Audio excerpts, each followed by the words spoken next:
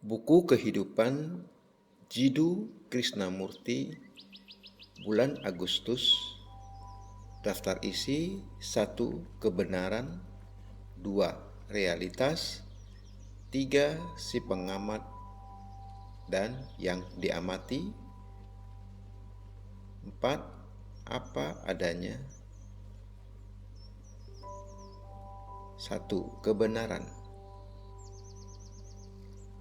Hati penuh, pikiran kosong. Tidak ada jalan menuju kebenaran. Kebenaran harus datang kepada Anda.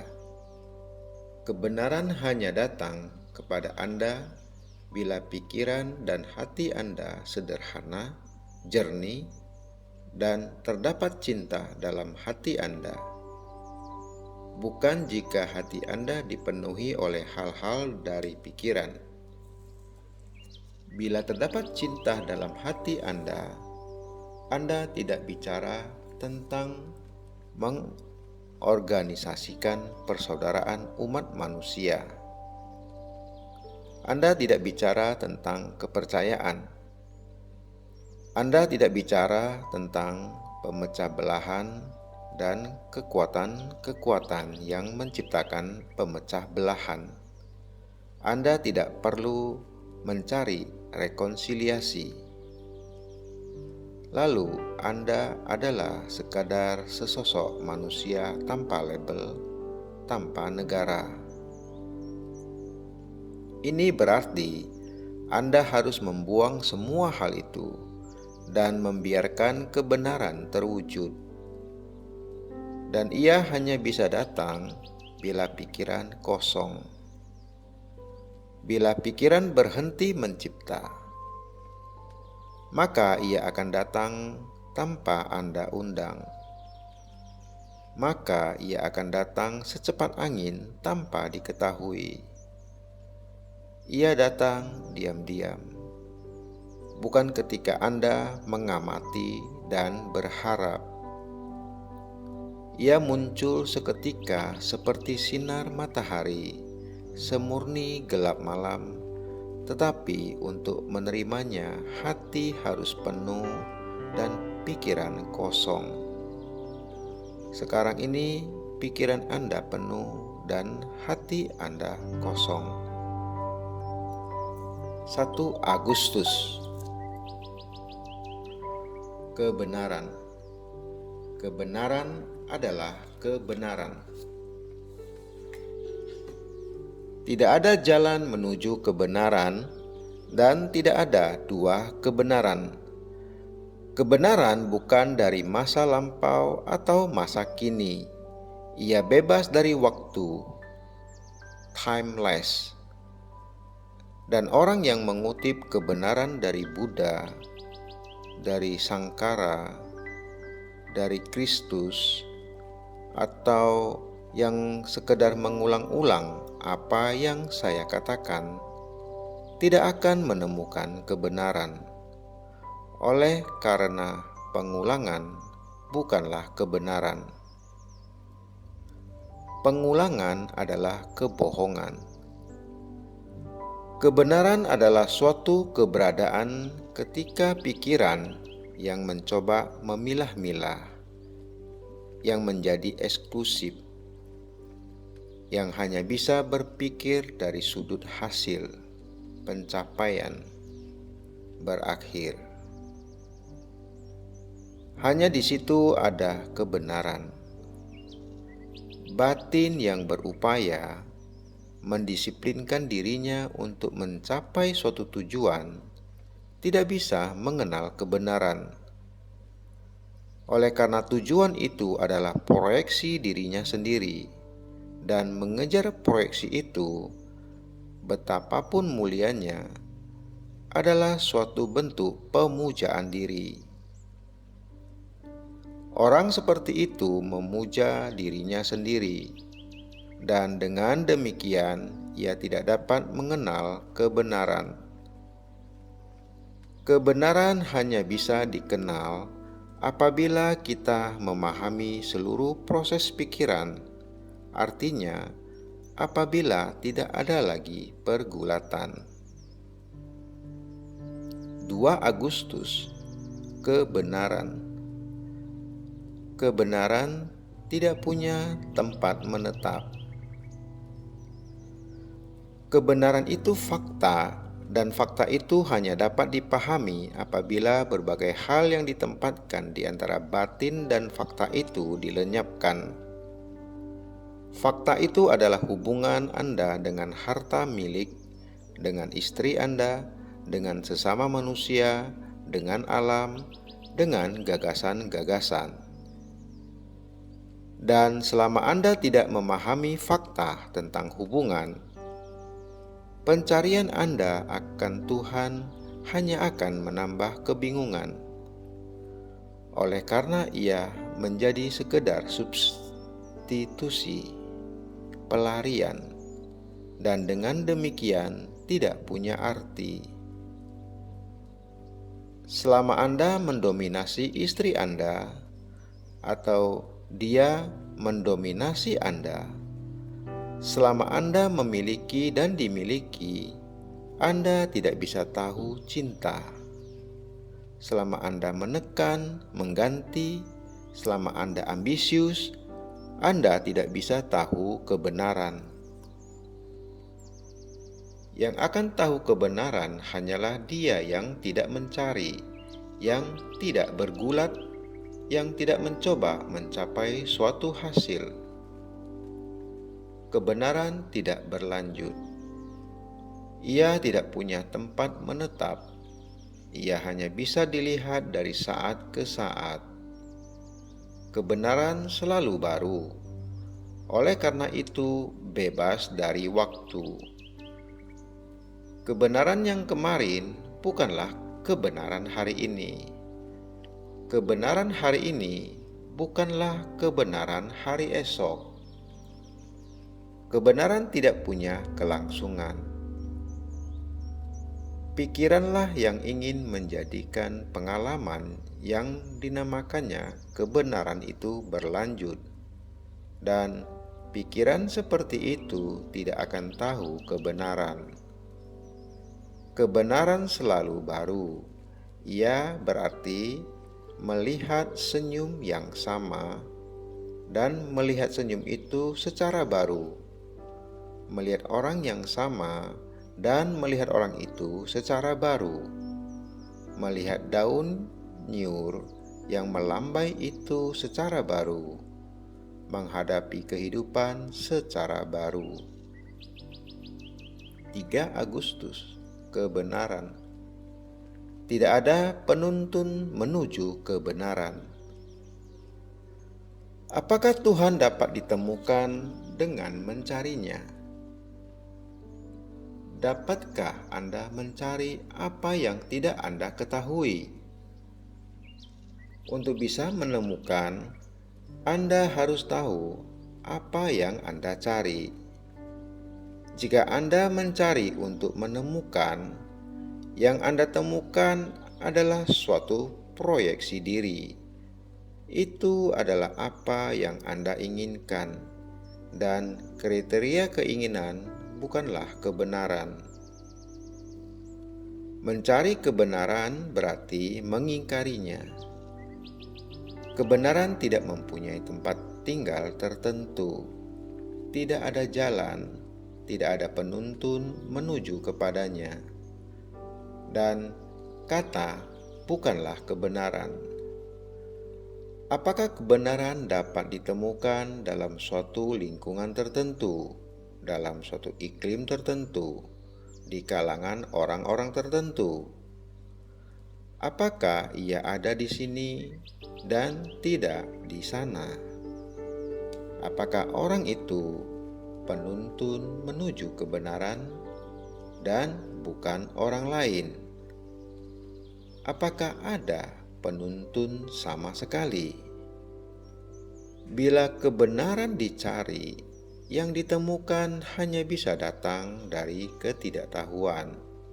Oleh karena pencarian itu sendiri lahir dari ketidaktahuan, Anda tidak dapat mencari realitas. Anda harus berakhir agar realitas bisa muncul. 4 Agustus. Kebenaran. Kebenaran ditemukan saat demi saat. Kebenaran tidak dapat dikumpulkan. Apa yang dikumpulkan akan musnah kembali. Ia akan lapuk. Kebenaran tidak pernah dapat lapuk oleh karena ia hanya dapat ditemukan dari saat ke saat dalam setiap pikiran, dalam setiap hubungan, relasi, dalam setiap kata, dalam setiap isyarat tubuh, dalam seulas senyum, dalam air mata. Dan jika Anda dan saya dapat menemukannya dan menghayatinya, penghayatan itu adalah penemuan itu sendiri. Maka kita tidak akan menjadi propagandis. Kita akan menjadi manusia kreatif, bukan manusia sempurna, melainkan manusia kreatif yang amat jauh berbeda. 5 Agustus. Kebenaran. Revolusioner sejati. Kebenaran bukan bagi mereka yang terhormat, juga bukan bagi mereka yang menginginkan perluasan diri, pemenuhan diri. Kebenaran bukan bagi mereka yang mencari rasa aman, keabadian, oleh karena keabadian yang mereka cari hanyalah sekedar lawan dari ketakabadian. Terperangkap di dalam jaring waktu, mereka mencari apa yang kekal abadi, tetapi keabadian yang mereka cari bukanlah nyata, karena yang mereka cari adalah produk dari pikiran mereka sendiri. Oleh karena itu, orang yang ingin menemukan realitas harus berhenti mencari, yang bukan berarti ia harus puas dengan apa adanya. Sebaliknya, orang yang mendambakan menemukan kebenaran harus menjadi revolusioner sejati secara batiniah. Ia tidak mungkin termasuk suatu kelas apapun, suatu bangsa apapun, suatu kelompok atau ideologi apapun, agama terorganisir apapun, oleh karena kebenaran tidak berada di dalam kuil, masjid, atau gereja manapun. Kebenaran tidak dapat ditemukan di dalam hal-hal yang dibuat oleh tangan atau oleh pikiran. Kebenaran hanya muncul apabila hal-hal yang berasal dari pikiran dan dari tangan dikesampingkan, dan mengesampingkan hal-hal dari pikiran dan dari tangan bukanlah masalah waktu. Kebenaran muncul bagi orang yang bebas dari waktu, yang tidak menggunakan waktu sebagai cara untuk perluasan diri. Waktu berarti ingatan akan hari kemarin, ingatan akan keluarga Anda, akan etnik Anda, akan karakter tertentu Anda, akan kumpulan pengalaman Anda yang membentuk sang aku dan milikku. 6 Agustus. Kebenaran.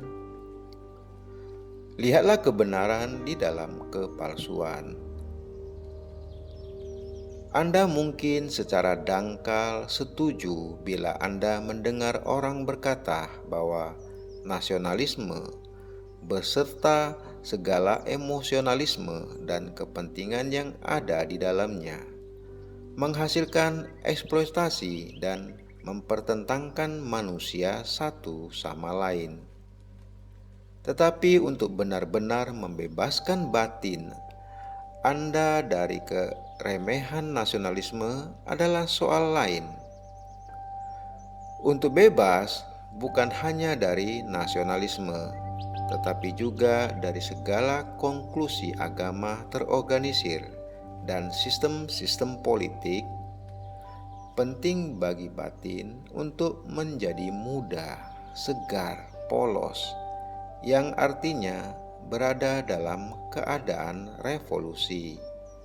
Dan hanya batin seperti itu dapat menciptakan suatu dunia baru, bukan para politisi yang mati, bukan pula para pemuka agama yang terperangkap dalam sistem-sistem keagamaan mereka sendiri. Jadi, beruntung atau tak beruntung, Anda mendengar sesuatu yang benar. Dan jika Anda hanya mendengarnya saja dan tidak secara aktif terguncang sehingga batin Anda mulai membebaskan diri dari segala sesuatu yang membuatnya sempit dan terpiuh, maka kebenaran yang Anda dengar akan menjadi racun. Sesungguhnya kebenaran menjadi racun jika ia didengar tapi tidak berdampak pada batin, seperti luka yang meradang. Tetapi untuk menemukan bagi diri sendiri apa yang benar dan apa yang palsu, dan melihat kebenaran di dalam kepalsuan, berarti membiarkan kebenaran bekerja dan menghasilkan tindakannya sendiri. 7 Agustus, realitas. Memahami yang aktual. Sesungguhnya tidak rumit, sekalipun mungkin melelahkan. Begini, kita tidak mulai dengan yang aktual, dengan fakta, dengan apa yang kita pikirkan, lakukan, inginkan. Kita mulai dengan asumsi-asumsi atau dengan ideal-ideal yang bukan aktualitas, dan dengan demikian kita tersesat. Untuk mulai dengan fakta dan bukan dengan asumsi, kita memerlukan perhatian yang cermat. Dan setiap bentuk pikiran yang tidak berasal dari yang aktual adalah penyimpangan. Itulah sebabnya mengapa begitu penting untuk memahami apa yang tengah berlangsung di dalam batin maupun di sekitar kita. Jika Anda seorang Kristen, pandangan Anda mengikuti suatu pola tertentu.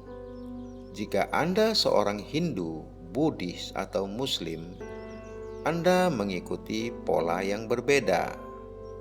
Anda melihat Kristus atau Krishna sesuai dengan keterkondisian Anda, pendidikan Anda, budaya yang di dalamnya Anda dibesarkan, menentukan pandangan Anda. Manakah aktualitas? Visi ataukah batin yang telah dibentuk menurut cetakan tertentu? Visi adalah proyeksi dari tradisi tertentu yang kebetulan membentuk latar belakang pikiran. Pengkondisian ini bukan pandangan yang diproyeksikannya, adalah aktualitas, fakta. Memahami fakta ini adalah sederhana, tetapi itu dibuat sukar oleh kesenangan dan ketaksenangan kita dengan pengutukan kita terhadap fakta, dengan opini atau penghakiman yang kita lakukan terhadap fakta. Bebas dari berbagai bentuk evaluasi ini berarti memahami yang aktual apa adanya. 8 Agustus, realitas. Penafsiran fakta menghalangi penglihatan. Batin yang memberikan pendapat terhadap suatu fakta adalah batin yang sempit, terbatas, dan destruktif. Anda dapat menafsirkan fakta menurut satu cara dan saya dapat menafsirkan fakta yang sama menurut cara lain. Penafsiran fakta adalah suatu kutukan yang menghalangi kita untuk melihat fakta secara aktual dan menggarap fakta itu. Bila Anda dan saya mendiskusikan pendapat-pendapat kita mengenai suatu fakta, fakta itu tidak digarap. Anda mungkin menambahkan sesuatu kepada fakta itu, melihat lebih banyak nuansa, implikasi, makna tentang fakta itu, dan saya mungkin melihat makna yang lebih sedikit tentang fakta itu.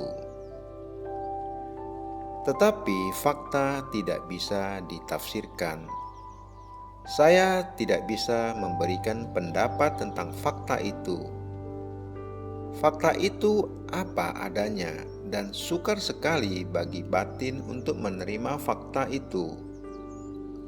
Kita selalu menafsirkan, kita selalu memberi makna yang berbeda-beda kepadanya, menurut prasangka, pengkondisian, harapan, ketakutan, dan sebagainya. Jika Anda dan saya dapat melihat fakta tanpa memberikan pendapat, tanpa menafsirkan, memberi makna, maka fakta itu akan jauh lebih hidup, bukan lebih hidup. Fakta itu berdiri sendiri, yang lain tidak penting. Maka fakta itu mempunyai energinya sendiri yang mendorong Anda ke arah yang benar. 9 Agustus, realitas. Hanya ada satu fakta, ketidakkekalan. Kita tengah berupaya menemukan apakah ada atau tidak ada suatu keadaan yang kekal, bukan seperti yang kita inginkan, melainkan fakta aktual kebenarannya. Segala sesuatu tentang kita, baik di dalam maupun di luar, hubungan-hubungan kita, pikiran-pikiran kita, perasaan-perasaan kita, tidak kekal, terus-menerus mengalir. Menyadari hal ini, pikiran mendambakan kekekalan, suatu keadaan damai, cinta, kebaikan, keamanan abadi yang tidak dapat dimusnahkan oleh waktu atau peristiwa. Dengan demikian, pikiran menciptakan atau gagasan tentang roh, Atman, dan visi-visi tentang surga yang abadi. Tetapi kekekalan ini lahir dari ketidakkekalan, sehingga di dalamnya terkandung benih ketidakkekalan. Hanya ada satu fakta, ketidakkekalan.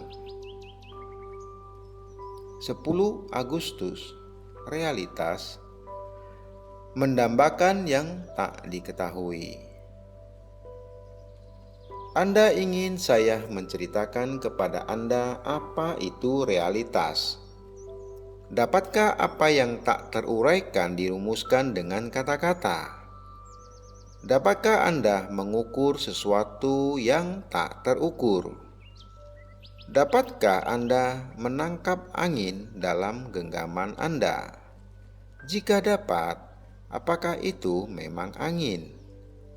Jika Anda mengukur apa yang tak terukur, apakah itu memang yang nyata? Jika Anda merumuskannya, apakah itu memang yang nyata? Tidak jelas, oleh karena pada saat Anda menguraikan sesuatu yang tak teruraikan, maka ia bukan lagi yang nyata. Pada saat Anda menerjemahkan apa yang tak diketahui ke dalam yang diketahui, maka ia bukan lagi yang tak diketahui. Tetapi itulah yang kita dambakan. Kita selalu ingin tahu. Oleh karena dengan demikian, kita dapat terus berlanjut. Dengan demikian, kita mengira kita dapat menangkap kebahagiaan tertinggi, keabadian. Kita ingin tahu, oleh karena kita tidak bahagia, oleh karena kita bergulat dengan penuh kesengsaraan, oleh karena kita aus, melapuk. Namun, alih-alih menyadari fakta yang sederhana itu, bahwa kita melapuk, bahwa kita tumpul, lelah, goncang, kita ingin lari dari apa yang diketahui ke dalam apa yang tak diketahui, yang lagi-lagi menjadi yang diketahui, dan dengan demikian kita tidak pernah dapat menemukan apa yang nyata. 11 Agustus, realitas. Apakah penderitaan sekedar kata atau aktualitas? Apakah penderitaan sekedar kata atau aktualitas? Jika itu suatu aktualitas dan bukan sekedar kata, maka kata itu tidak punya makna sekarang, dan yang ada hanyalah rasa sakit yang kuat. Dalam kaitan dengan apa? Dalam kaitan dengan suatu gambaran, dengan suatu pengalaman, dengan sesuatu yang Anda miliki atau Anda tidak miliki. Jika Anda memilikinya, Anda namakan itu kesenangan. Jika Anda tidak memilikinya, itu kesakitan. Oleh karena itu, kesakitan, kesedihan adalah dalam hubungan dengan sesuatu. Apakah sesuatu itu sekedar kata-kata ataukah suatu aktualitas? Seperti rasa takut tidak mungkin berada sendiri, melainkan hanya di dalam hubungan dengan sesuatu, dengan seseorang, dengan suatu peristiwa, dengan suatu perasaan. Nah, Anda menyadari sepenuhnya penderitaan itu. Apakah penderitaan itu terpisah dari Anda? Dan dengan demikian, Anda hanyalah sekedar pengamat yang mencerap penderitaan itu, ataukah penderitaan itu Anda? 12 Agustus, realitas. Anda dan ketiadaan adalah satu. Anda adalah bukan apa-apa. Anda mungkin punya nama dan gelar, harta benda dan rekening bank. Anda mungkin punya kekuasaan dan termasyhur, namun sekalipun ada semua pengaman-pengaman ini, Anda seperti bukan apa-apa. Anda mungkin sama sekali tidak sadar akan kekosongan ini, ketiadaan ini, atau Anda mungkin cuma tidak mau menyadarinya. Tetapi itu ada. Apapun yang Anda lakukan untuk menghindarinya, Anda mungkin berupaya melarikan diri darinya dengan berbagai cara yang licin, melalui kekerasan pribadi atau kekerasan kolektif, melalui pemujaan pribadi atau pemujaan kolektif, melalui pengetahuan atau hiburan. Tetapi entah Anda tidur, entah Anda jaga, itu selalu ada. Anda dapat sampai pada hubungan antara Anda dengan ketiadaan ini beserta rasa takutnya hanya dengan menyadari tanpa memilih upaya-upaya pelarian dari diri itu. Anda bukan berhubungan dengannya sebagai suatu entitas yang terpisah dan individual. Anda bukan si pengamat yang mengamatinya. Tanpa Anda, si pemikir, si pengamat, ia tidak ada.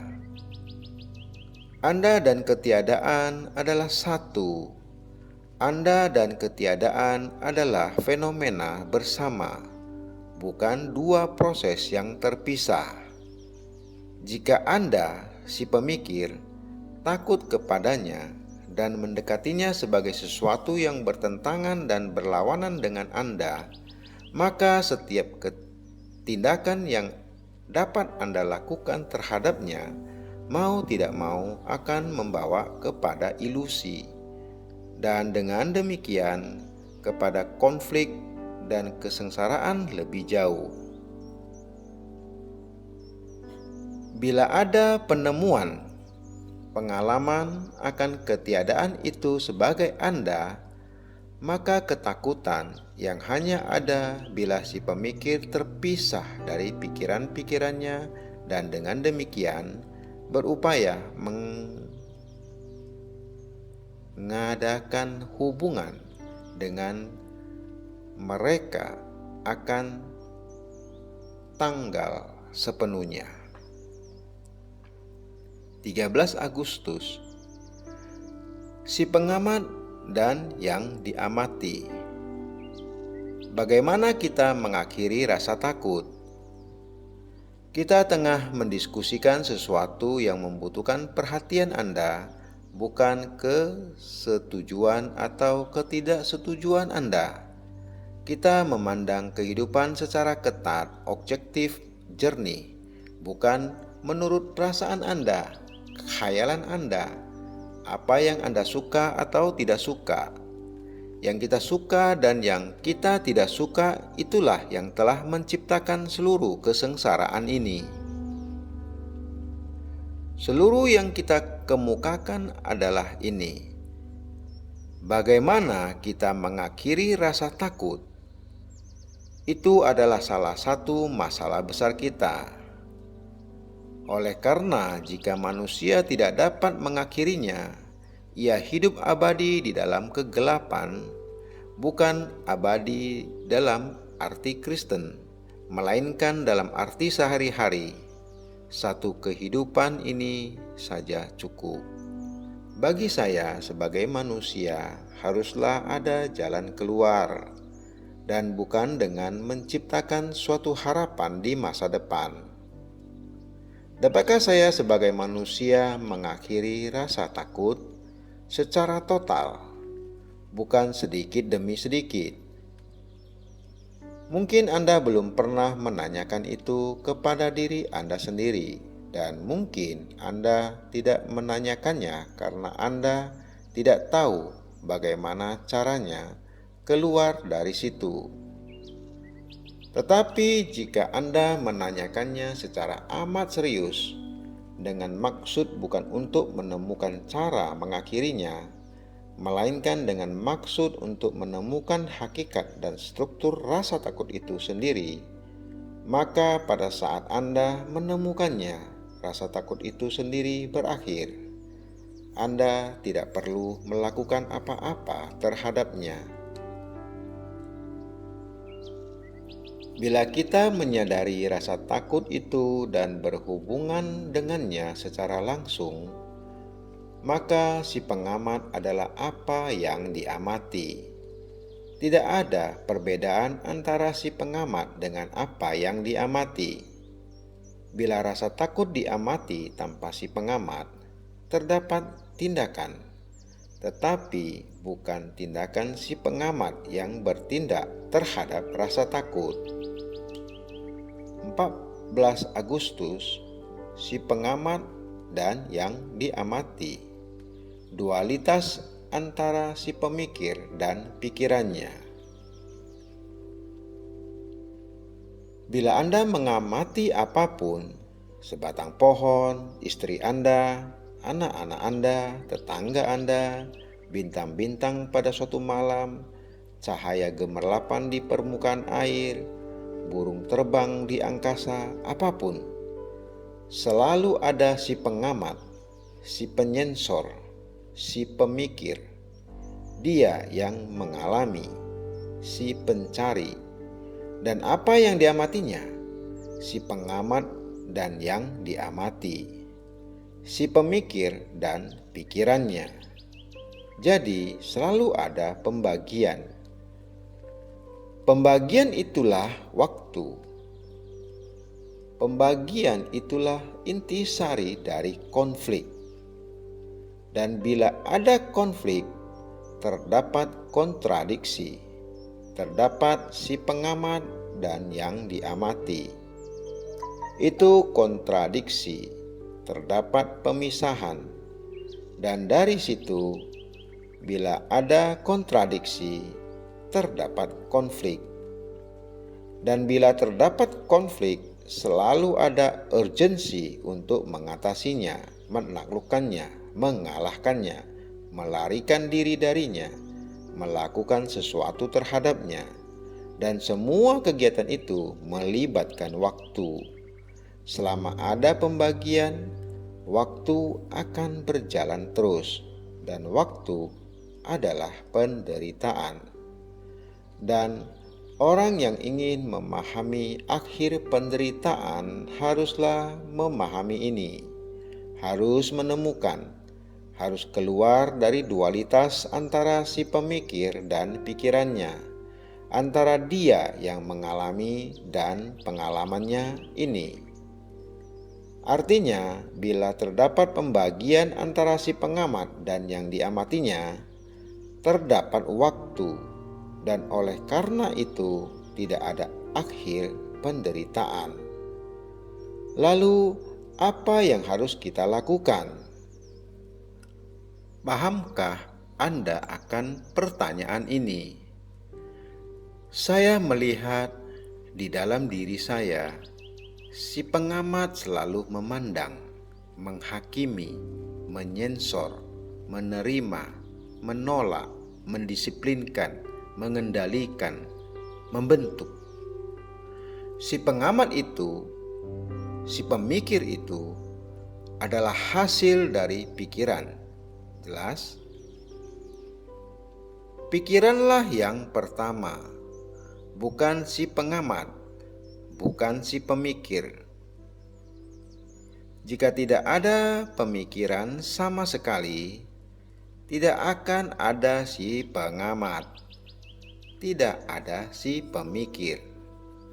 Maka yang ada hanyalah perhatian yang utuh dan total. 15 Agustus, si pengamat dan yang diamati. Pikiran menciptakan si pemikir. Pikiran adalah sensasi pencerapan indera yang diungkapkan dengan kata-kata. Pikiran adalah respon dari ingatan, kata, pengalaman, imaji. Pikiran bersifat cepat berlalu, selalu berubah, tidak kekal, dan ia mencari kekekalan. Maka pikiran menciptakan si pemikir yang kemudian menjadi yang kekal. Ia mengambil peran sebagai penyensor, penuntun, pengendali, pencetak pikiran. Entitas kekal yang merupakan ilusi ini adalah produk pikiran. Produk sesuatu yang cepat berlalu. Entitas ini adalah pikiran. Tanpa pikiran ia tidak ada. Si pemikir terdiri dari kualitas-kualitas. Kualitas-kualitasnya tidak dapat dipisahkan dari dirinya. Si pengendali adalah yang dikendalikan. Ia sekedar memainkan suatu permainan yang menipu dengan dirinya sendiri, sampai yang palsu terlihat sebagai yang palsu. Tidak ada kebenaran. 16 Agustus, si pengamat dan yang diamati. Dinding pikiran yang tak tertembus. Bagaimana bisa terjadi penyatuan antara si pemikir dengan pikiran-pikirannya?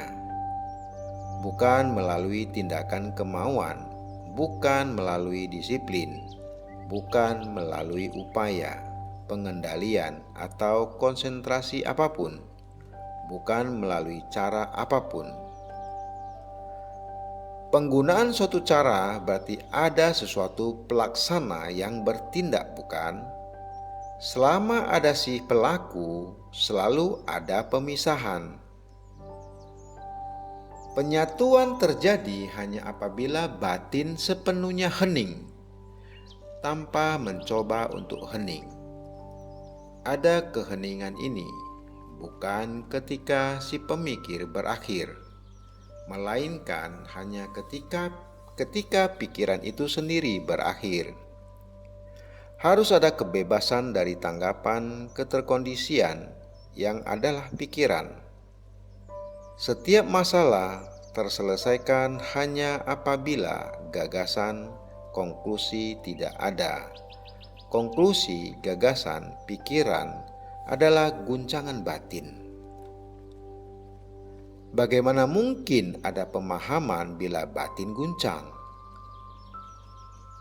Kesungguhan perlu dilunakkan dengan spontanitas yang bergerak cepat.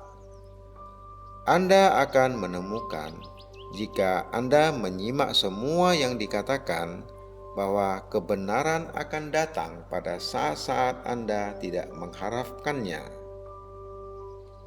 Jika boleh saya katakan, bersikaplah terbuka, peka, sadarlah sepenuhnya akan apa adanya dari saat ke saat. Jangan dirikan di sekeliling Anda sebuah tembok pikiran yang tak tertembus. Kenikmatan kebenaran datang apabila batin tidak disibukkan dengan kegiatan dan pergulatannya sendiri. 17 Agustus, si pengamat dan yang diamati. Ketika si pengamat adalah yang diamati, ruang adalah perlu. Tanpa ruang tidak ada kebebasan. Kita berbicara secara psikologis. Hanya apabila kita berkontak, apabila tidak terdapat ruang di antara si pengamat dan yang diamati, maka kita berada dalam hubungan sepenuhnya. Dengan sebatang pohon misalnya, kita bukan menjadi pohon, bunga, perempuan, laki-laki, atau apapun, tetapi apabila tidak ada ruang sama sekali yang memisahkan si pengamat dari yang diamati, maka terdapat ruang maha luas. Di dalam ruang itu tidak ada konflik. Di dalam ruang itu terdapat kebebasan. Kebebasan bukanlah reaksi. Anda tidak bisa berkata, "Nah, saya bebas." Pada saat Anda berkata Anda bebas, Anda tidak bebas.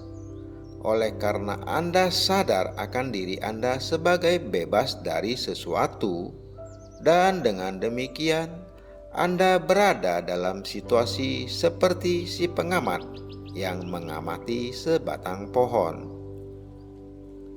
Ia menciptakan sebuah ruang, dan di dalam ruang itu ia menumbuhkan konflik. Untuk memahami ini, bukan dibutuhkan kesetujuan atau ketidaksetujuan intelektual, atau berkata, "Saya tidak mengerti," melainkan dibutuhkan kontak langsung dengan apa adanya. Itu berarti melihat bahwa semua tindakan Anda setiap saat tindakan adalah dari si pengamat dan yang diamati. Dan di dalam ruang itu terdapat kenikmatan, kesakitan, dan penderitaan, keinginan untuk memenuhi, untuk termasyur. Di dalam ruang itu tidak ada kontak dengan apapun. Kontak hubungan mempunyai makna amat berlainan apabila si pengamat tidak lagi terpisah dari yang diamati. Ada ruang yang luar biasa di ini, dan ada kebebasan. 18 Agustus, si pengamat dan yang diamati. Adakah si pengamat yang mengamati kesepian? Batin saya mengamati kesepian dan menghindarinya, lari darinya. Tetapi jika saya tidak lari darinya, adakah pembagian? Adakah pemisahan? Adakah si pengamat yang mengamati kesepian? Ataukah hanya ada keadaan kesepian? Batin saya sendiri yang kosong, kesepian. Bukan ada si pengamat yang tahu bahwa ada kesepian. Saya rasa ini penting untuk dipahami dengan cepat, bukan dengan kata-kata yang terlalu banyak.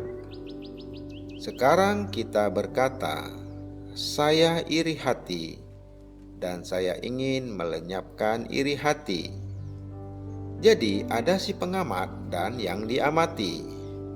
Si pengamat ingin melenyapkan apa yang diamatinya. Tetapi tidakkah si pengamat sama dengan yang diamati? Batin itu sendiri yang telah menciptakan iri hati, sehingga batin tidak bisa berbuat apa-apa terhadap iri hati itu. Jadi batin saya mengamati kesepian. Si pemikir sadar bahwa ia kesepian, tetapi dengan tetap berada bersamanya, berkontak sepenuhnya, yang berarti tidak lari darinya, tidak menafsirkannya dan sebagainya, maka adakah perbedaan antara si pengamat dengan yang diamati? Ataukah hanya ada suatu keadaan saja, yang adalah batin itu sendiri yang kesepian, kosong? Bukan batin mengamati dirinya sendiri sebagai kosong, melainkan batin itu sendiri kosong. Lalu dapatkah batin itu yang menyadari dirinya kosong dan bahwa apapun yang diupayakannya, setiap gerakan menjauh dari kekosongan itu hanyalah sekedar pelarian diri, ketergantungan? Dapatkah batin melepaskan semua ketergantungan dan tetap apa adanya, sepenuhnya kosong, sepenuhnya kesepian? Dan jika ia berada dalam keadaan itu, tidakkah di situ ada kebebasan dari segala ketergantungan, dari segala kelekatan? 19 Agustus, si pengamat dan yang diamati. Apa yang dikumpulkan bukanlah kebenaran. Selama ada yang mengalami, yang mengingat pengalamannya, tidak ada kebenaran. Kebenaran bukanlah sesuatu untuk diingat, disimpan, dicatat, lalu ditampilkan. Apa yang dikumpulkan bukanlah kebenaran. Keinginan untuk mengalami menciptakan yang mengalami, yang kemudian mengumpulkan dan mengingat. Keinginan menghasilkan pemisahan antara si pemikir dan pikirannya. Keinginan untuk menjadi, untuk mengalami, menjadi lebih atau kurang, menghasilkan pemisahan antara yang mengalami dan pengalamannya. Kesadaran akan liku-liku keinginan adalah pengenalan diri. Pengenalan diri adalah awal dari meditasi. 20 Agustus, si pengamat dan yang diamati. Tindakan seketika. Jika Anda berkontak dengan apapun, dengan istri Anda, dengan anak-anak Anda, dengan langit, dengan awan, dengan fakta apapun, pada saat pikiran menyela, Anda kehilangan kontak. Pikiran bersumber dari ingatan. Ingatan adalah gambaran, dan dari situ Anda memandang, dan dengan demikian terdapat pemisahan antara si pengamat dan yang diamati. Anda harus memahami ini sangat dalam. Pemisahan antara si pengamat dan yang diamati ini yang menyebabkan si pengamat menginginkan pengalaman lebih banyak, sensasi lebih banyak, dan demikianlah ia terus-menerus mengejar, mencari. Perlu dipahami secara menyeluruh dan total bahwa selama ada si pengamat, si dia yang mencari pengalaman, si penyensor, entitas yang menilai, menghakimi, mengutuk, tidak terdapat kontak seketika dengan apa adanya. Bila Anda merasa sakit, kesakitan fisik, terdapat persepsi langsung. Tidak ada si pengamat yang merasakan sakit. Yang ada hanyalah rasa sakit. Oleh karena tidak ada si pengamat, terdapatlah tindakan seketika.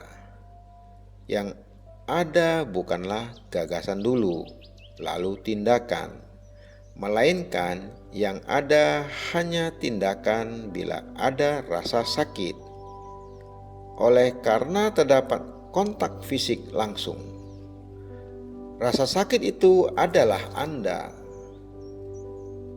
Yang ada rasa sakit. Selama hal ini tidak dipahami, disadari, diselidiki secara menyeluruh dan dirasakan secara mendalam, selama ini tidak dijangkau secara menyeluruh, bukan secara intelektual, bukan dengan kata-kata, bahwa si pengamat adalah yang diamati, maka seluruh kehidupan menjadi konflik, suatu kontradiksi di antara keinginan-keinginan yang saling bertentangan, apa yang seharusnya dan apa yang ada. Anda dapat melakukan ini hanya jika Anda sadar manakala Anda memandang sebagai seorang pengamat. Ketika Anda memandang sekuntum bunga atau segumpal awan atau apapun.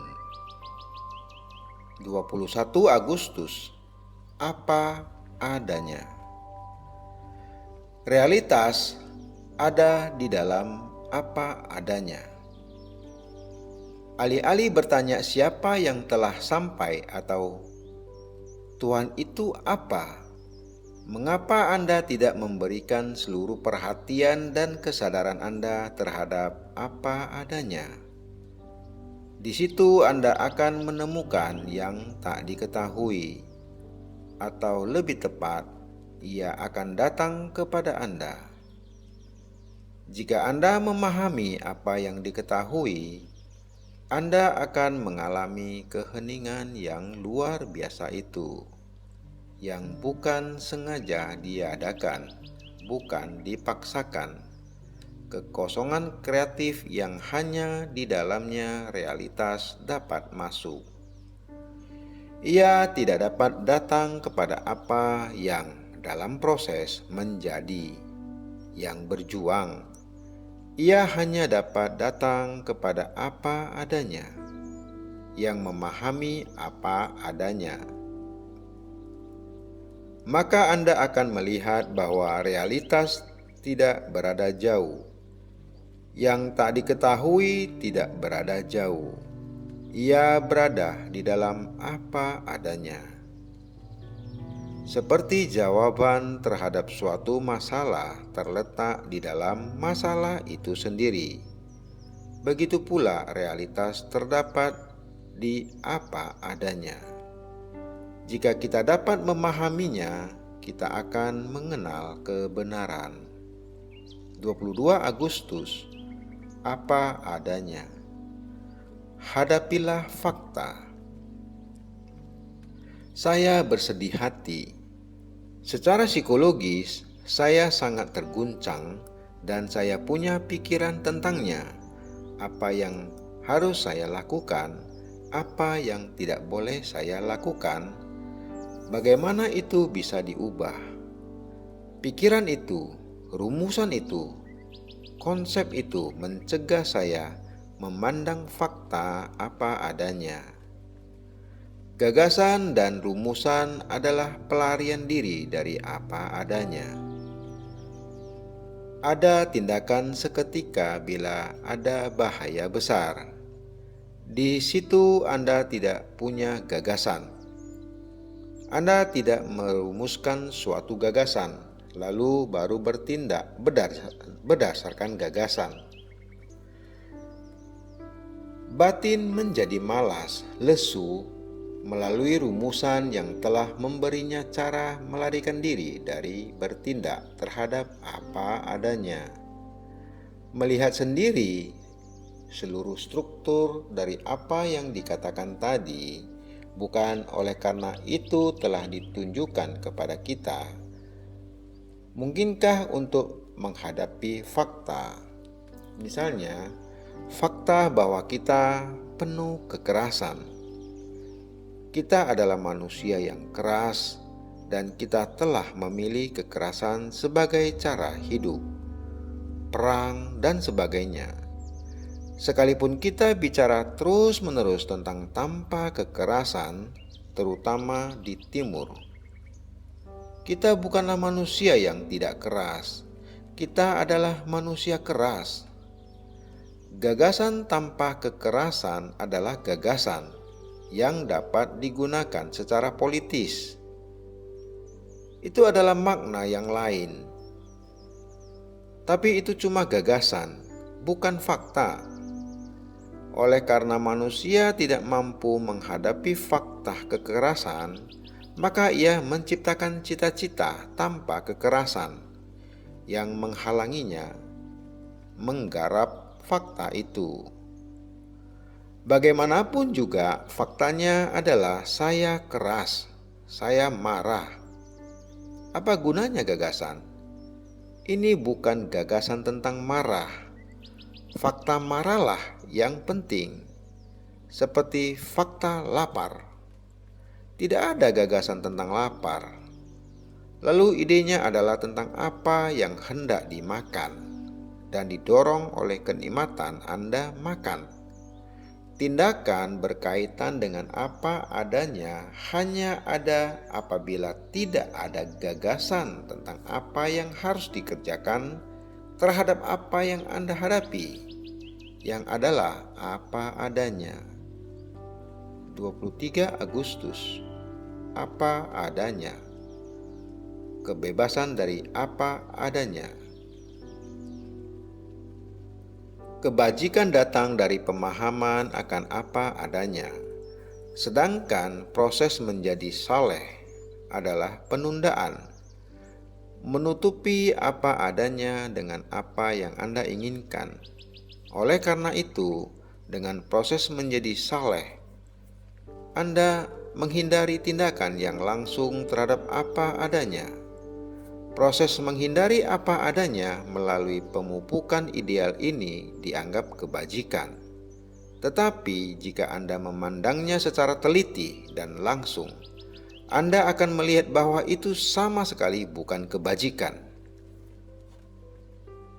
Itu hanya sekedar menunda menghadapi bermuka-muka apa adanya.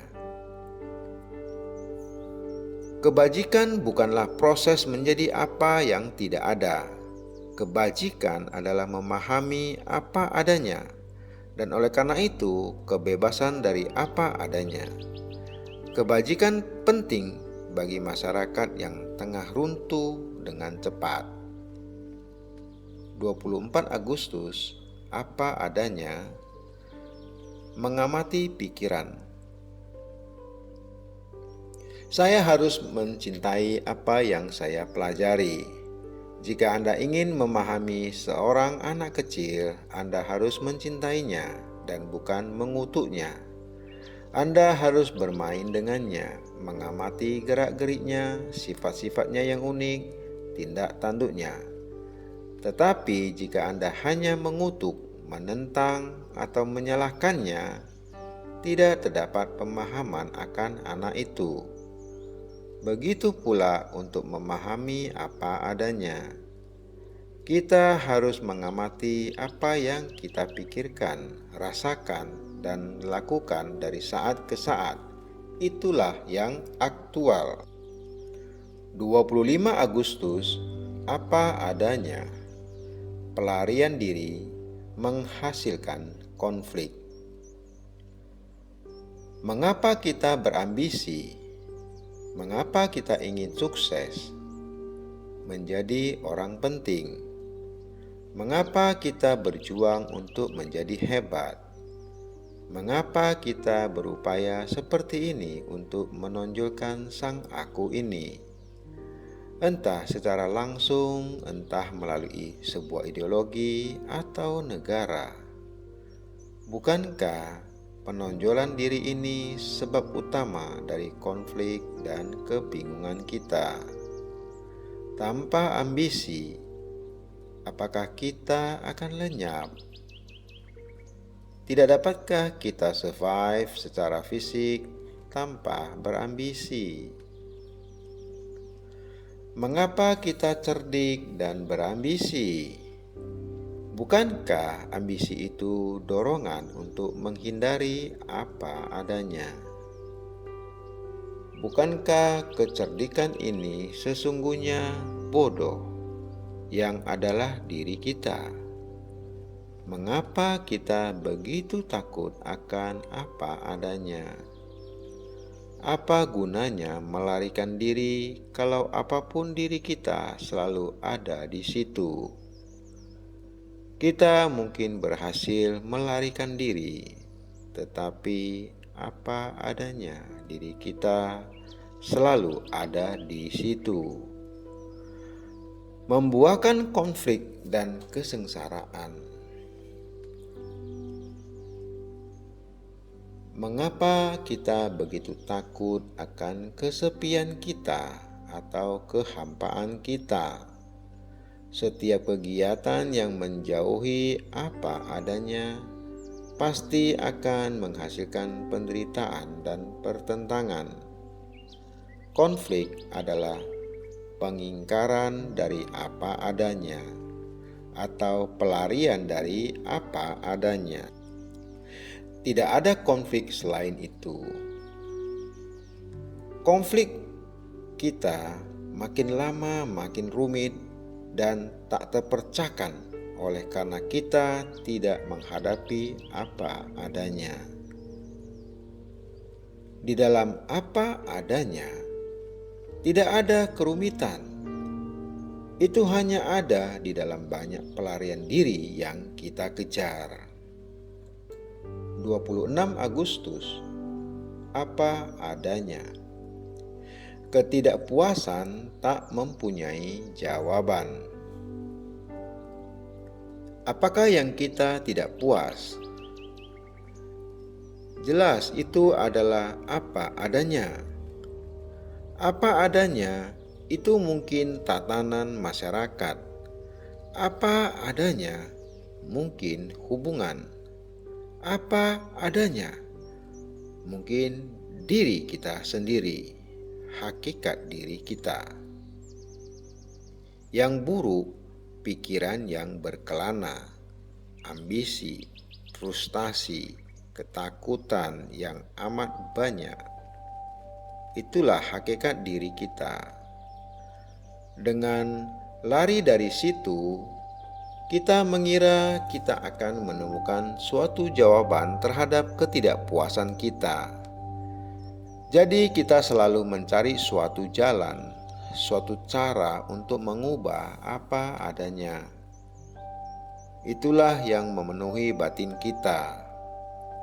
Jika saya tidak puas dan saya ingin menemukan suatu jalan, suatu cara menuju kepuasan, batin saya sibuk dengan cara, jalan, dan melatih jalan itu untuk sampai pada kepuasan.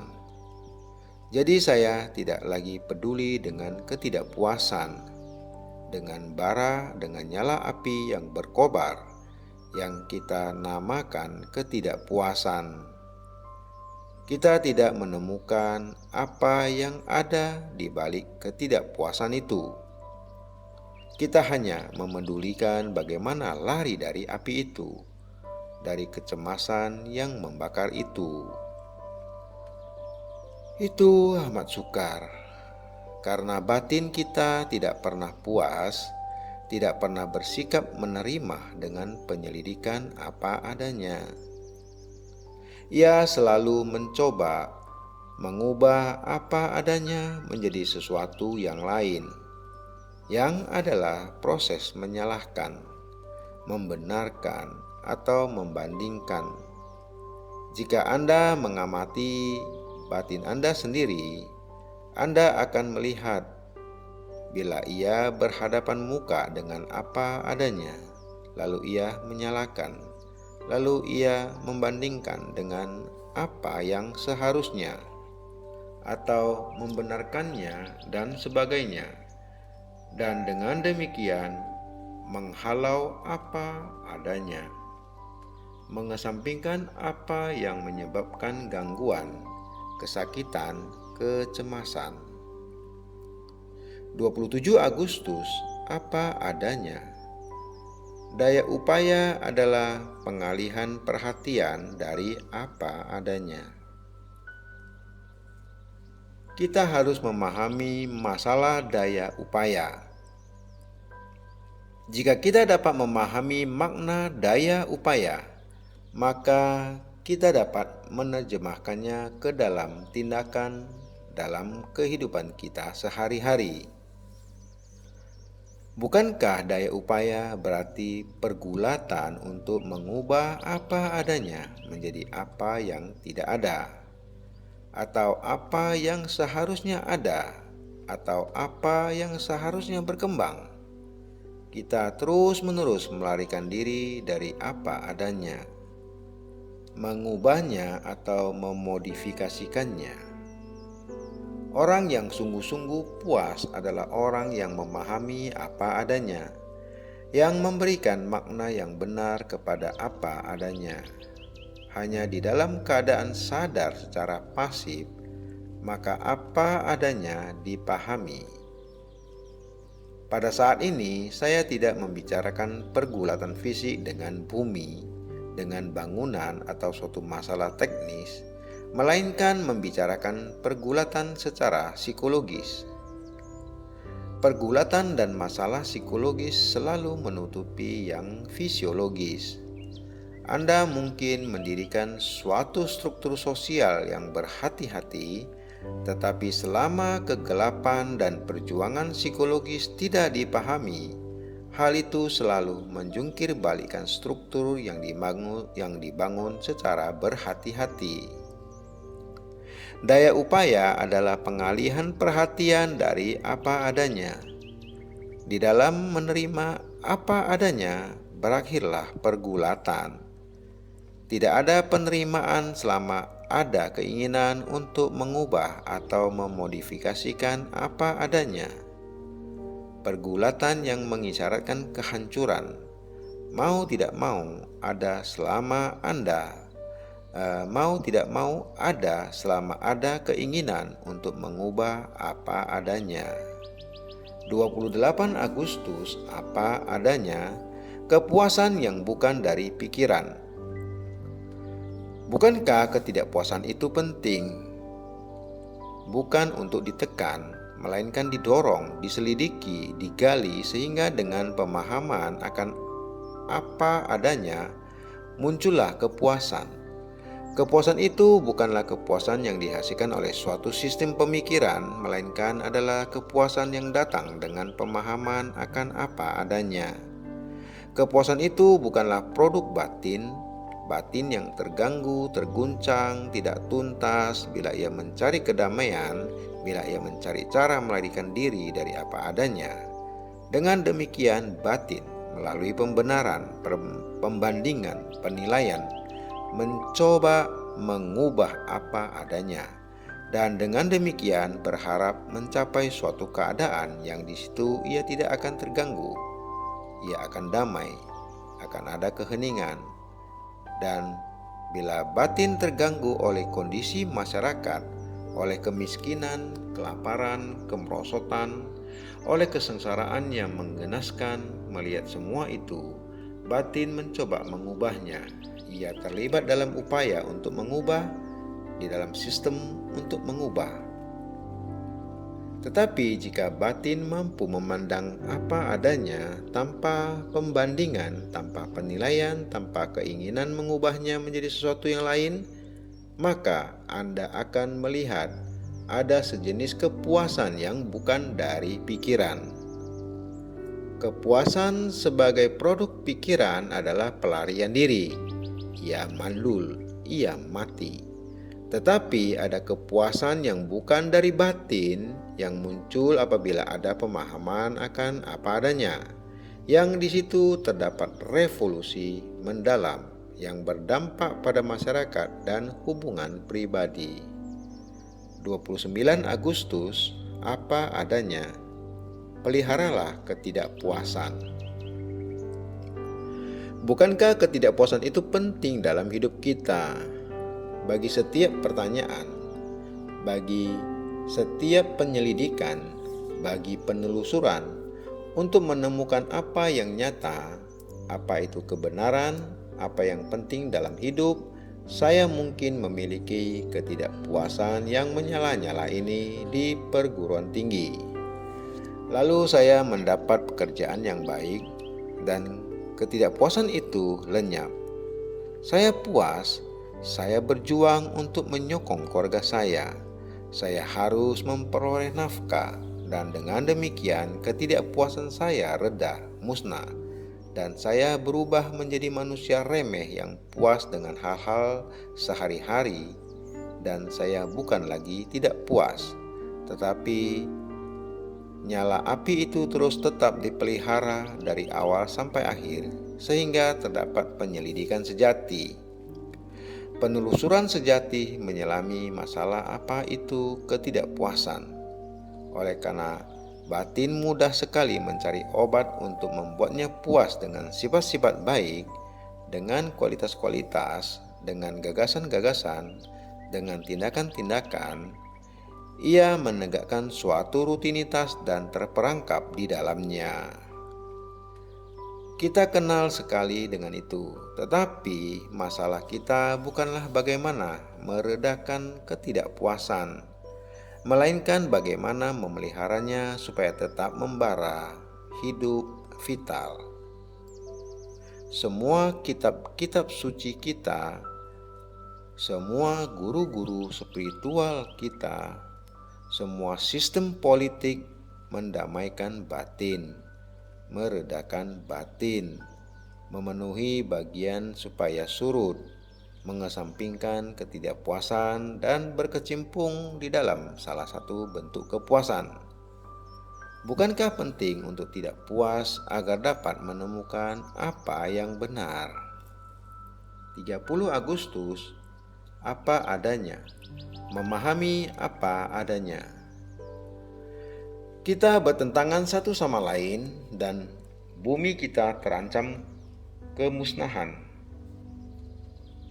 Terdapat krisis demi krisis, perang demi perang, terdapat kelaparan, kesengsaraan, terdapat orang-orang yang sangat kaya berbaju keterhormatan mereka, dan terdapat orang-orang miskin.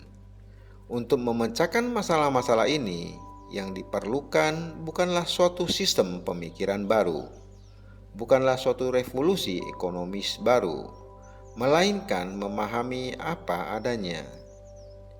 Ketidakpuasan, penggalian terus-menerus terhadap apa adanya yang akan menghasilkan revolusi yang berdampak lebih jauh daripada sekedar revolusi gagasan-gagasan. Dan revolusi inilah yang begitu penting untuk menghasilkan suatu budaya yang berbeda, agama yang berbeda, hubungan antar manusia yang berbeda. 31 Agustus, renungan. Terima kasih, semoga terberkati.